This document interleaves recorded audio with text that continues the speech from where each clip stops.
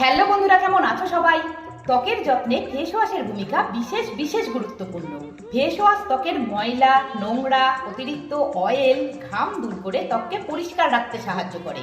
তবে বাজার চলতি ফেস ওয়াশে সালফেট, প্যারাবেন ও কৃত্রিম সুগন্ধি থাকায় ত্বকের ক্ষতি হওয়ার সম্ভাবনা থেকে যায়।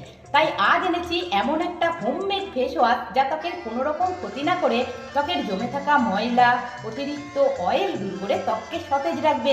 এটি নিয়মিত ব্যবহারে ত্বক দাগহীন আর উজ্জ্বল হয়ে উঠবে। এটি তৈরি করতে প্রথমে একটা পরিষ্কার পাত্রের মধ্যে নিয়ে নাও 2 চামচ মুলতানি মাটি, যা ত্বকের অতিরিক্ত অয়েল নিয়ন্ত্রণ করে, পিএইচ ভারসাম্য বজায় রাখে, ডেড সেল, ব্ল্যাকহেডস দূর করে ত্বক টাইট এবং ব্রাইট করে। অ্যাড করো 1 চামচ ডাব সাবানের গুঁড়ো।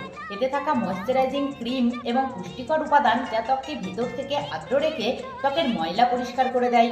দিয়ে দাও 2 চামচ অ্যালোভেরা জেল, যা ত্বককে ডিপলি হাইড্রেট করে ময়েশ্চারাইজ করে নরম রাখবে।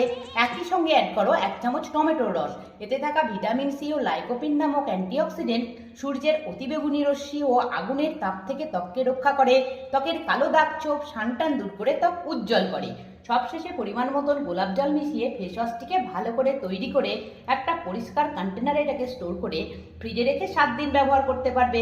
প্রয়োজন অনুসারে পরিমাণ মতন এই ফেস ওয়াশ মুখে, গলায়, ঘাড়ে মেখে হালকা হাতে 2 মিনিট মাসাজ করো। এইভাবে ত্বকের জমে থাকা ময়লা, অতিরিক্ত অয়েল দূর হয়ে যাবে। তারপর মুখ ঠান্ডা জল দিয়ে ধুয়ে নিয়ে অবশ্যই একটু টোনার বা অ্যালোভেরা জেল মেখে নিও। ভিডিও ভালো লাগলে লাইক করে সঙ্গে থেকো। আবার দেখা হবে। ভালো থেকো, টাটা।